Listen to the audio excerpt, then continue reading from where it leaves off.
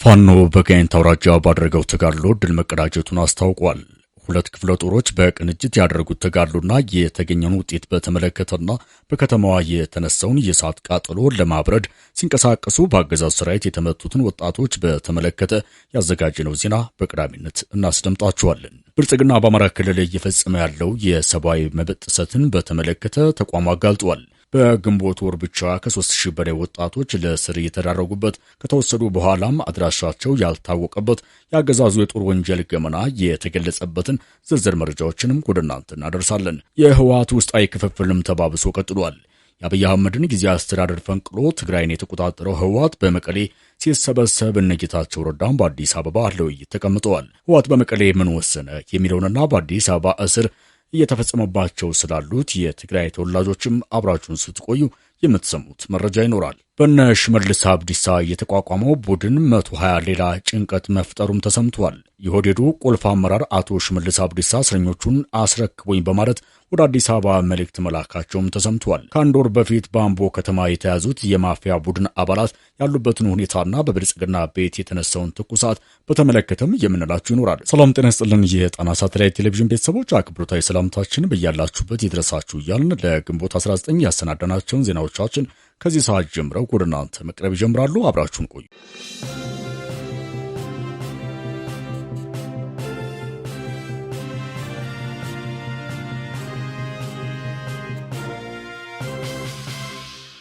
ፋኖ በጋይንት አውራጃ ድል መቀዳጀቱን አስታወቀም።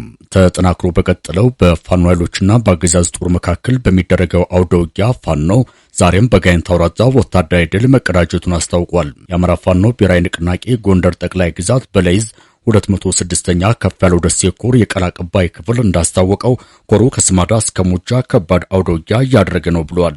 የቃል አቀባይ ክፍሉ አክሎም ከስማዳ ከተማ ተነስቶ ወደ ሰዴ ሙጃ በእንቅስቃሴ ላይ የነበረ የአገዛዙ ሰራዊት በተፈጸመበት የደፈጣ ጥቃት ሰዋዊና ቁሳዊ ኪሳራዎችን አስተናግዷል ሲል ገልጿል። በሜካናይዝድ ጦር ተደግፎ ጉዞ ላይ የነበረው የአገዛዙ ሰራዊት በአንበሳው ጋይንት ክፍለ ጦር፣ ብርሃን ሻለቃ፣ ጀነራል ኃይለ ዘውባንተ ክፍለ ጦር፣ በሽሎ ሬጅመንትና ሌሎች የኮር ሃዶች በቅንጅት እያደረጉት ባለው ተጋድሎ ከወለላ ባር እስከ አዳዳ አዝዋና ድመን በተባሉ ግንባሮች ድል ቀንቷቸዋል ብሏል።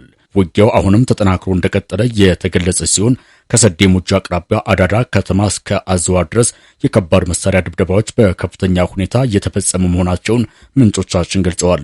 የጣና ሳተላይት ቴሌቪዥን ምንጮች እንደገለጹት በአካባቢው ከትናንት አመሻሽ ጀምሮ ውጊያ በመቀስቀሱ ህብረተሰቡ እንቅስቃሴ እያደረገ አይደለም። ጦርነት በሚደረግባቸው ስፍራዎች መከላከያ ቤት ለቤት እየገባ የአርሶ አደሩን መሳሪያ እየነጠቀ ወጣቶችንም እያፈነ እየወሰደ ነው ብለዋል። በጋይንት አውራጃ ስማዳ ሰዴ ሙጃ ድረስ እየተደረገ ባለው ውጊያ የደረሱ ወታደራዊና ቁሳዊ ኪሳራዎችን እስካሁን በዝርዝር አልታወቁም። በሌላ ዜና ትናንት ምሽት በምዕራብ ወሎ መካነ ሰላም ከተማ ውስጥ በተነሳ የእሳት ቃጠሎ የንጹሃን ሀብት ንብረት መውደሙን ተገልጿል። ምሽት አካባቢ በተነሳው የእሳት ቃጠሎ በሚሊዮን የሚቆጠር የግለሰቦች ሀብት ንብረት በከፍተኛ ሁኔታ መውደሙ ተገልጿል። የእሳት ቃጠሎ መነሻ ምክንያት እስካሁን ድረስ ያልተገለጸ ሲሆን ቃጠሎ እኩለ ሌሊት ላይ በቁጥጥር ስር መዋሉ ተሰምቷል። በመካነ ሰላም ከተማ የተነሳውን የእሳት ቃጠሎ ለማጥፋት ወደ ቃጠሎ ቦታ ሲያቀኑ የነበሩ ወጣቶች በአገዛዙ መከላከያ በተኮሰ ጥይት ጉዳት ማስተናገዳቸውን የጣና ሳተላይት ቴሌቪዥን ምንጮች ገልጸዋል። ወጣቶቹ ቃጠሎ መነሳቱን ተከትሎ በከተማ ነዋሪዎች የተሰማውን ጥሪ በመስማት ከቤታቸው በመውጣት እሳቱን ለማጥፋት በጉዞ ላይ እንዳሉ በአገዛዙ መከላከያ ተኩሰው እንደመቷቸው ለማረጋገጥ ተችሏል።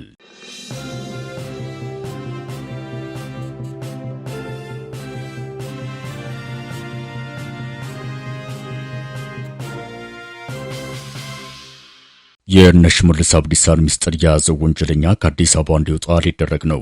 በንጹሃን ላይ አሰቃቂ የግፍ ግድያ ሲፈጽም የቆየውና በአምቦ ከተማ አሳፋሪ ተግባር ሲፈጽም በማህበራዊ ሚዲያ መረጃው የተጋለጠበት ካስዬ ቀነኒሳ የተባለ እስረኛ ከአዲስ አበባ ወደ አምቦ እንዲዛወር አርፎ ተርፎም ከእስር እንዲያመልጥ ለማድረግ ባለስልጣናቱ እየሰሩ ነው ሲሉ የጣና ሳተላይት ቴሌቪዥን ምንጮች ገለጹ።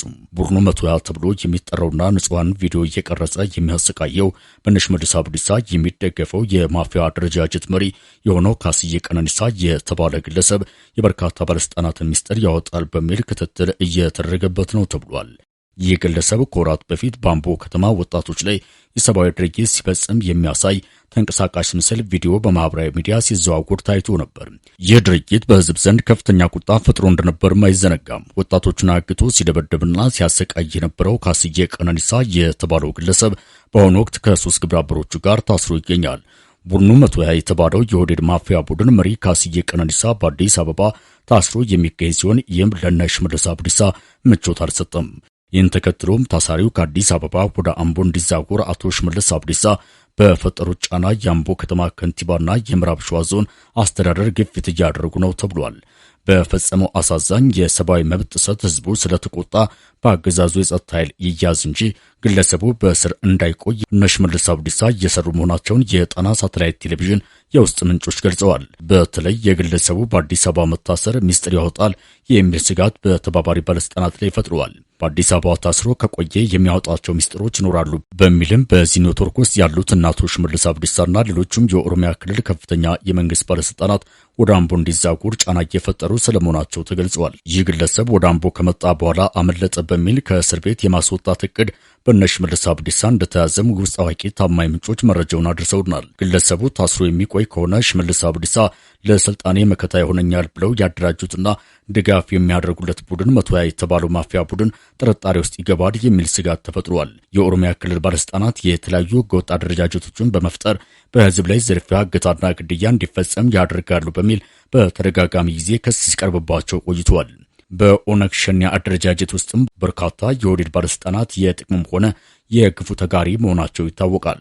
እነ ሽመልስ አብዲሳና ሌሎች ባለስልጣናት እስከ አዲስ አበባ ዘልቆ በመግባት ሰዎችን የሚገድልና የሚዘርፍ ኮሬ ነገኛ የተባለ ማፊያ ቡድን አቋቁመውም ነበር። አምቦና ዙሪያዋን የሚያምሰው 120 የተባለው ማፊያ ቡድንም በእነ ሽመልስ አብዲሳ እውቅናና ድጋፍ ሰጭነት የሚንቀሳቀስ ኃይል ስለመሆኑም ተረጋግጧል።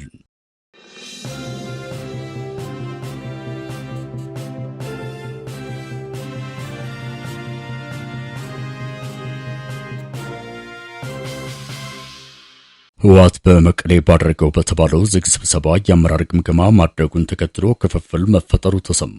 በአብይ አህመድ አስተዳደር ተቋቁሞ የነበረውን ጊዜ አስተዳደር አፍርሶ መቀሌን የተረከበው የነ ዶክተር ደብረጽዮን ቡድን የማዕከላዊ ኮሚቴ ስራ አስፈጻሚ ግምገማ በዝግ ማድረጉን የጣና ሳተላይት ቴሌቪዥን ምንጮች ገልጸዋል። ህወሓት ዳግም ትግራይን ከተቆጣጠረ በኋላ ለመጀመሪያ ጊዜ ባደረገው ዝግ ግምገማ በከባድ የገንዘብ ማጭበርበርና ስርቆት እንዲሁም ከአብይ አህመድ አስተዳደር ጋር ምስጢራዊ ግንኙነት በመፍጠር ትግራይን እየወጋች ነው የተባሉ አመራሮች መኖራቸውም ታውቋል። የቀድሞው ጓዳቸው ጀነራል ታደሰ ወረደ ፈንቅለው የትግራይ ክልል ፕሬዝዳንት የሆኑት ዶክተር ደብረጽዮን ገብረ ሚካኤል በከፍተኛ የገንዘብ ማጭበርበርና በስርቆት እንዲሁም በወርቅ ሽያጭ መገምገማቸውን ምንጮቻችን ገልጸዋል። እንደ ምንጮቻችን ገለጻ ዶክተር ደብረጽዮን ገብረ ሚካኤል በሰሜኑ ጦርነት ወቅት $80 ሚሊዮን ከትግራይ ተወላጆች ዲያስፖራና ከውጭ መንግስት የተሰበሰበ ገንዘብ አባክናል የሚል ክስ እንደቀረበባቸው ታውቋል። ዶክተር ደብረጽዮን በበኩላቸው ክሱን አጣጥለው የኦዲት ሪፖርት አለኝ፣ ገንዘቡም አልባክንም፣ ከትግራይ እስከ ደብረ ብርሃን በዘለቀው ጦርነት ለመሳሪያ ግዥ፣ ለቲዲኤፍ ታጣቂዎች መታከሚያና እንዲሁም ለሌሎች ወጪዎች አውለነዋል በማለት ራሳቸውን ተከላክለዋል ነው የተባለው። በመድረኩ ከተገመገሙት የህወሓት ጉምቱ አመራሮች መካከል ፈትለወርቅ ገብረ እግዚአብሔር ወይም ደግሞ ሞንጆሪኖ ሲሆኑ በቤተሰቦቻቸው በኩል ከፍተኛ የገንዘብ ዝርፊያ ፈጽመዋል በሚል መገምገማቸውን ከመቀሌ የደረሰን መረጃዎች ያመለክታሉ። ፈትለወርቅ ገብረ እግዚአብሔር በግምገማው ከመቀሌ እስከ አዲስ አበባ ከዱባይ እስከ አውሮፓ ሰንሰለት በመፍጠር ከፍተኛ ገንዘብ መሰወራቸውና ማጭበርበራቸው የተገለጸ ሲሆን አሁንም በትግራይ ክልል በወርቅ ማውጣት ስራ ተሰማርተው እንደሚገኙ ተነስተዋል። ሌላኛው የጊዜ አስተዳደሩ ምክትል የነበሩትና የህወሓት ሰው አማኑኤል አሰፋ ከገንዘብ ዝርፊያና ስርቆት በተጨማሪም ከ4 ኪሎ መንግስት ጋር ግንኙነት በመፍጠር የክልሉን ፕሬዝዳንት ለመሆን ሰርተዋል። አሁንም ከነጌታቸው ረዳ ጋር በመሆን የትግራይ ታጣቂ እንዲያምጽ እየሰራ ነው የሚል ትችት እንዳረፈባቸው ተሰምቷል። አቶ አማኑኤል አሰፋ የትግራይ ክልል ፕሬዝዳንት ለመሆን አንጃ መፍጠርና ከብልጽግና ጋር ውስጣዊ ግንኙነት በማድረግ ክደት ፈጽመዋል በሚል በአዲሱ የህወሓት አስተዳደር ማስጠንቀቂያ እንደተሰጣቸውም ተገልጿል። ከዚህ በተጨማሪም አዲስ አበባ የሚገኙ የትግራይ ነጋዴዎችና ታዋቂ ሰዎችን በማደራጀትና ለአብይ አህመድ ምርጫ በመላክ የክልሉ ፕሬዝዳንት ለመሆን ስትሰራ ነበር፣ ይሄ ደግሞ ህወሓትን ለማጥፋት የተሸረበ ሴራ ነበር በሚል ውንጀላ ቀርቦበታል ነው የተባለው። የዚህ ግምገማ ዓላማ አሁንም ጥርጣሬ የሚነሳባቸውና ከህወሓት በተቃራኒ ቆመዋል የሚባሉ አመራሮች ላይ እርምጃ መውሰድና ማባረር እንደሆነ ተገልጿል።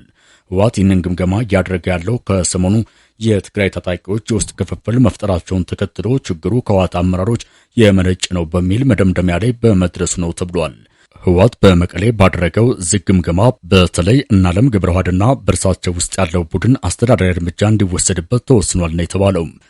በተያያዘ ትግራይን ለህወሓት አስረክቦ አዲስ አበባ የሚገኘው በመዲናዋ ወቅታዊ ስብሰባ እያደረገ መሆኑን የጣና ሳተላይት ቴሌቪዥን ምንጮች ገልጸዋል። የነጌታቸው ረዳ ቡድን በአዲስ አበባ ስብሰባ እያደረገ ባለበት በዚህ ወቅት በአዲስ አበባ የሚኖሩ ከ50 በላይ የትግራይ ተወላጆች በአዲስ አበባ ፖሊስ መታሰራቸውም ተሰምቷል።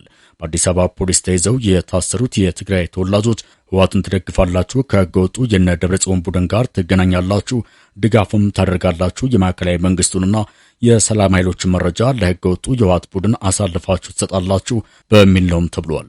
ይህን እስር እንዳስተባበሩት የተገለጸው ከህወሓት አኩርፈውና በነ ደብረጽዮን ተባረው ከመቀሌ የወጡት የቀድሞ የህወሓት ባለስልጣናት መሆናቸው ተገልጿል።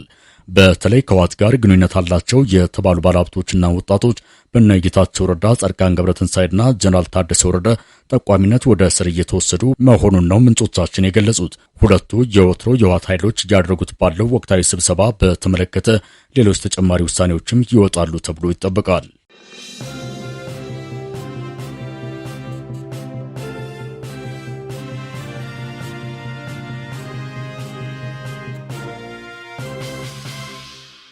በአማራ ክልል በአገዛዙ በጅምላ እየታፈሱ ወደ ማጎሪያ ጣቢያ የሚወሰዱ ወጣቶች ቁጥራቸው መጨመሩ ተገለጸ።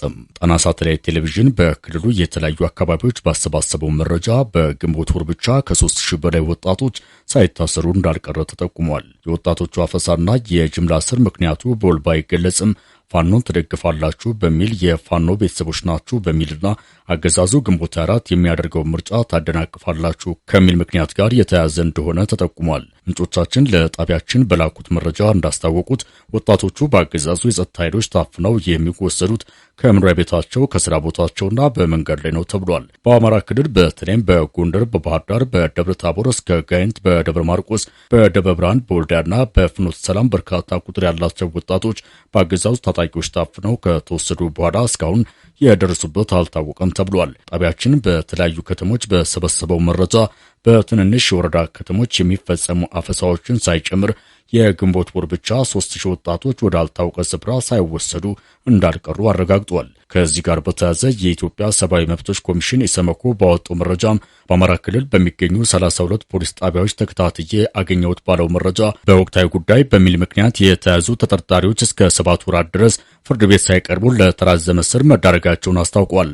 እንደ ኢሰመኮ ገለጻ ተጠርጣሪዎቹ ያለ ፍርድ ቤት ትዕዛዝ እንደሚታሰሩ፣ በሕጉ በተቀመጠው 48 ሰዓታት ውስጥ ፍርድ ቤት እንደማይቀርቡና ቀን ላይ ማረፊያ ክፍሎች ውስጥም ተዘግቶባቸው እንደሚውሉና ሌሎች የሰብአዊ መብት ጥሰቶችን እንደሚፈጸምባቸው በሪፖርቱ አብራርተዋል። ታሳሪዎቹ በቤተሰቦቻቸው የመጎብኘት መብት እንደሌላቸው የገለጸው ኢሰመኮ ይህም የሚያሳየው በታሳሪዎቹ ላይ የሰብአዊ መብት ጥሰት እንደሚፈጸምባቸው ነው ሲል አክሏል። በአሁኑ ወቅት በአማራ ክልል ለሰብአዊ መብቶች ጥሰቶች ተጋላጭ የሆኑ የህብረተሰብ ክፍሎች የሚደረግ የተለየ ድጋፍ እንዲሁም ወጥ የሆነ የቅሬታ አቀራረብ ስርዓት አለመኖሩና የፍትህ ተቋማት ሙሉ በሙሉ ስራ እንዳቆሙ ኢሰመኮ በሪፖርቱ አረጋግጧል። ኢሰመኮ በ32 ጣቢያዎች ብቻ ተከታትሎ ባረጋገጠው መረጃ በትክክል ሂደቱ በተወሰኑ ጣቢያዎች በፖሊሶች የሚፈጸሙ ማስፈራሪያዎች፣ ዛቻዎች፣ ስድቦችና አካላዊ ቅጣቶች መኖራቸውን አውቄያለሁ ብለዋል። ኢሰመኮ ይህንን መረጃ ይፋ ማድረጉን ተከትሎ የክልሉ ፖሊስ ኮሚሽን የሪፖርቱን ትክክለኛነት አምኖ በወጣቶች ላይ የተፈጸመው የሰብአዊ መብት ጥሰት እኛን አይመለከትም ማለቱም ተሰምቷል።